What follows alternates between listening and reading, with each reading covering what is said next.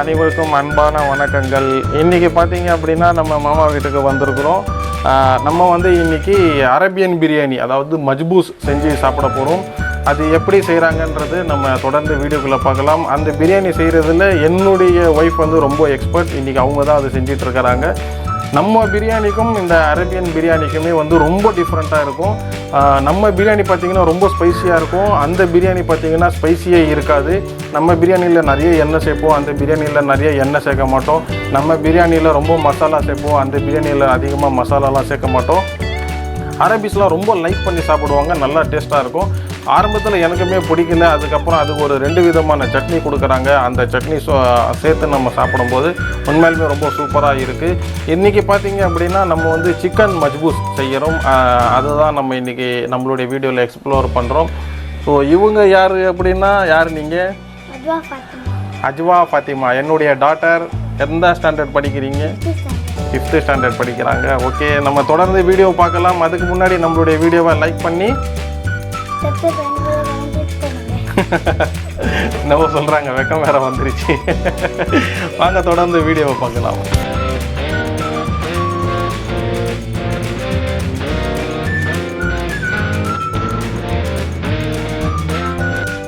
So இந்த Arabian machboos biryani செய்கிறதுக்கு பார்த்தீங்க அப்படின்னா நாங்கள் 2 கோழி வாங்கியிருக்கிறோம். அது வந்து இதுக்கு கோழி முதல்ல எப்படி பண்ணணும் அப்படின்னா, ஒரு கோழியை வாங்கி, அதாவது சின்ன வெடை கோழியாக இருக்கணும். அந்த கோழியை வந்து நம்ம 4 எடுத்துக்கலாம், அப்படி இல்லைன்னா 6 எடுத்துக்கலாம். அந்த சைஸில் தான் நம்ம பண்ணணும்.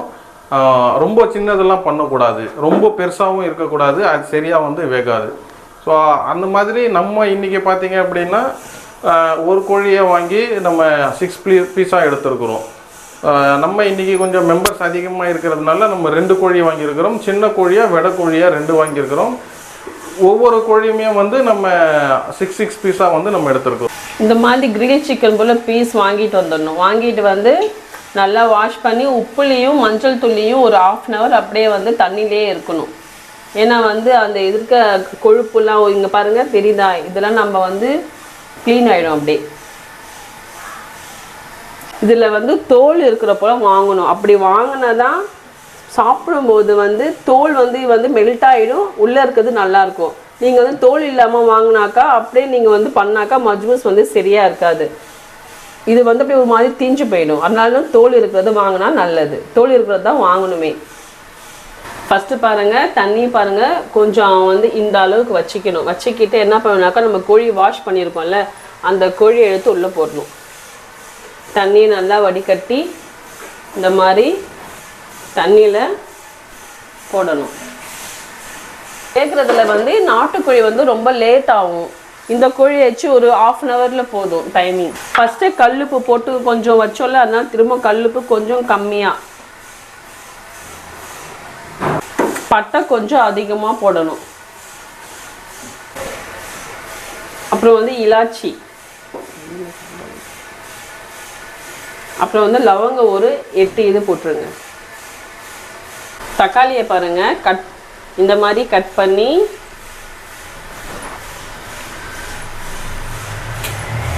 இந்த பெரிய தக்காளி, 1 சின்ன தக்காளி. வெங்காயம் வந்து இந்த ரவுண்டு கட் பண்ணிவிட்டு இப்படி இப்படி இப்படி இப்படி தூள் தூளாக போட்டுடணும். மெலிசாலாம் கட் பண்ணவே தேவையில்லை. இதுக்கு மஞ்சள் தூள் சேர்க்கணும். எண்ணெய் கொஞ்சம் அப்ளை பண்ணணும். இது வீட்டில் செஞ்ச நெய், இது மெல்ட் பண்ணி போடுறேன். இப்போ 2 ஸ்பூன் நெய்க்கு வரும், சரிங்களா? இப்போ இந்த ப்ராசஸ் அவ்வளோதான். இதை வந்து இப்போ மூடி வச்சிடணும். ஒரு 1/2 hour கழித்து நம்ம ஓப்பன் பண்ணி பார்க்கலாம். வழக்கமாக இருக்க பிரியாணிக்கு வந்து பிரிஞ்சால் சட்னியும் ஆனியன் சட்னியும் செய்வாங்க. பட் இந்த மஜ்பூஸ்க்கு வந்து ஸ்பெஷல் வந்து க்ரீன் சட்னியும் டொமேட்டோ சட்னின்னு சொல்லிட்டு ஒன்று இருக்கும், அது செய்வாங்க, சரிங்க? இது வந்து நைஸாக அரைக்கக்கூடாது, கொஞ்சம் அதான் எப்படின்னாக்கா குழையாமல் இருக்கணும். இது ரொம்ப காரமாக இருக்கும், கொஞ்சமாக வச்சு சாப்பிட்ணும், ஆனால் டேஸ்ட்டாக இருக்கும். இதுக்கு வந்து தேவையான உப்பு நீங்கள் போட்டுக்குங்க. ஆனால் நான் வந்து சால்ட்டு தண்ணி போடுறேன், அவ்வளோதான் இதுக்கு தேவையானது.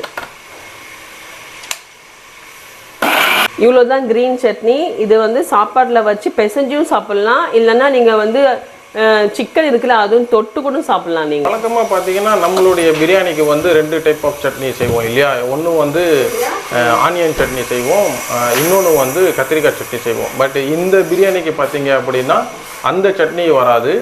இதுக்கு வந்து பார்த்தீங்கன்னா க்ரீன் சட்னி, அதாவது அந்த க்ரீன் சில்லியில் செஞ்ச சட்னி.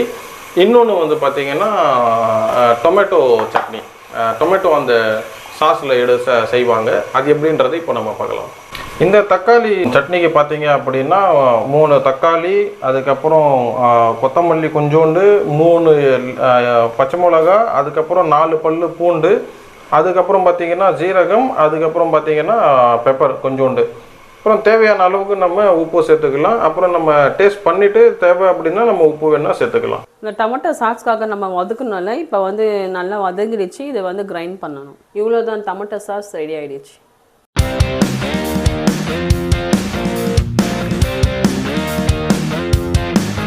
இந்த மாதிரி தனியாக எடுத்து வச்சிடணும். நல்லா வெந்திருக்கு பாருங்கள். இப்போ வந்து மசாலா ஸ்டஃப் பண்ணி ஃப்ரை பண்ணணும். ஸோ பார்த்தீங்கன்னா சிக்கன் நல்லா வெந்துருச்சு, சூப்பராக இருக்குது. இப்போ இது வந்து மசாலாவில் ஸ்டஃப் பண்ணுவாங்க எப்படின்றத பார்க்கலாம். அப்படியே பூ மாதிரி இருக்கு பாருங்க. ஒரு அந்த நெய்யெல்லாம் போட்டிருக்கிறதுனால ஏதோ டிஃப்ரெண்ட்டு தெரியுது. டேஸ்ட்டு சூப்பராக இருக்குது. லைட்டாக உப்பு மட்டும் சேர்த்துக்கலாம். இப்போ வந்து சிக்கனுக்கு நம்ம மசாலா எடுக்கிறோம். பெப்பர் ஒரு 5 ஸ்பூன் போட்டுக்குங்க.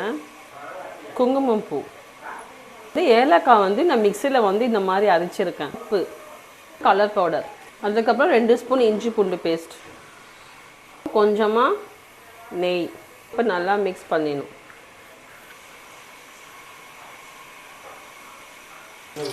ஃப்ரை பண்ணுறதுக்கு எண்ணெய் ஊற்றுறேன். இப்போ இது சூடாயிடுச்சு, ஃப்ரை பண்ணலாம்.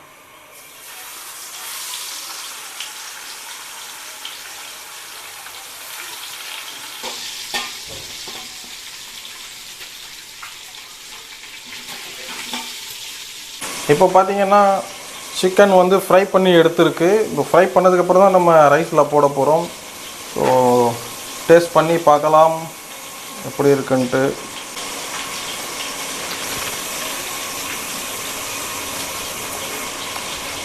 சூப்பராக இருக்குது.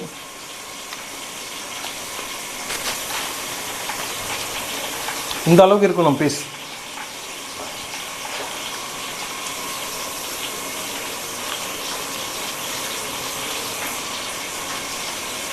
எம்மி டேஸ்டி சொல்கிறோம்ல, அது இப்படி தான். அது நல்லா முறுமுறுன்னு இருக்கு. பட் இன்னும் அந்த கிறிஸ்பி வரணும் லைட்டாக, வந்து தான் நல்லாயிருக்கும். சிக்கன் வறுத்த அதே எண்ணெய் சட்டியில் நம்ம அரிசி போட்டுக்கலாம். ஊற வச்ச பாஸ்மதி அரிசி. இப்போ சிக்கனுக்கு வச்சு இந்த தண்ணி அதை எடுத்து இதில் வந்து போடணும்.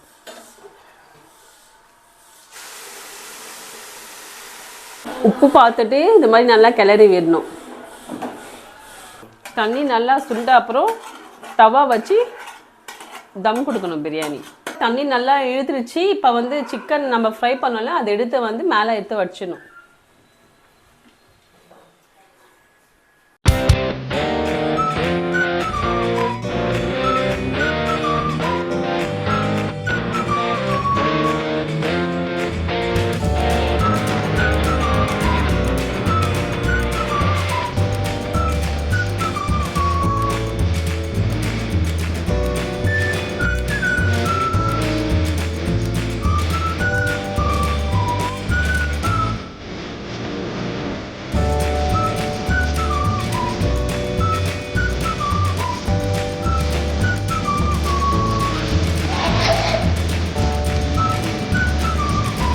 இதுதான் அரேபியன் மஜ்பூஸ், அதாவது அரேபியன் பிரியாணி. ஸோ பார்த்தீங்க அப்படின்னா அதிகமாக நம்ம வந்து மசாலாலாம் இல்லை. ஏற்கனவே சொன்ன மாதிரி நம்ம ஊர் பிரியாணி வேறு, இந்த ஊர் பிரியாணி வேறு. இந்த ஹைதராபாத் பிரியாணி கூட பார்த்தீங்கன்னா இந்த மசாலா தனியாக கீழே இருக்கும், ரைஸ் வந்து ஒயிட் ரைஸாக மேலே இருக்கும். ஸோ அந்த மசாலாவோடு மிக்ஸ் பண்ணி சாப்பிடும்போது அந்த டேஸ்ட்டே டிஃப்ரெண்ட்டாக இருக்கும். ஸோ அதே மாதிரி தான் இந்த மஜ்பூஸுமே. சிக்கன் வந்து நல்லா ஃப்ரை பண்ணி எடுத்ததுனால அதோடைய எசன்ஸ் எல்லாமே நல்லா இந்த அரிசியில் இறங்கிடுச்சு. இந்த அரிசிக்கும் பார்த்தீங்கன்னா நல்லா டேஸ்ட்டாக இருக்குது. நீங்களே பார்த்தீங்கன்னா தெரியும் பாருங்கள், நல்லா அப்படியே உதிர்ந்து கீழே விழுது, நம்மளால் வந்து எடுக்க முடியல. நல்லா அப்படியே நல்லா பீஸ் ஆகிடுச்சு பாருங்கள்.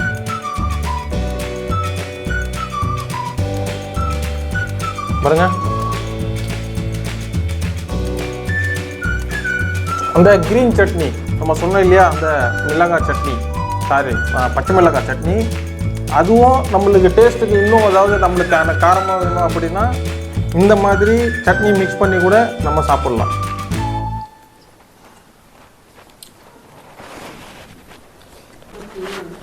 இன்னொன்று பார்த்தீங்க அப்படின்னா இந்த ரெட் சட்னி, அந்த தக்காளி சாஸ் இருக்கு இல்லையா, அது அதாவது நல்லா கெட்டியாக இருக்கும், அதையும் நம்ம வந்து மிக்ஸ் பண்ணி சாப்பிடலாம்.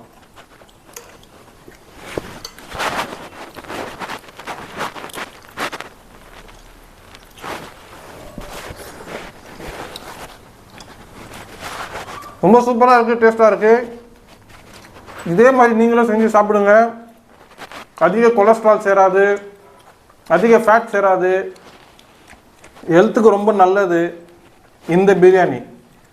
அரபிஸ் எல்லாமே ரொம்ப லைக் பண்ணி சாப்பிடுவாங்க.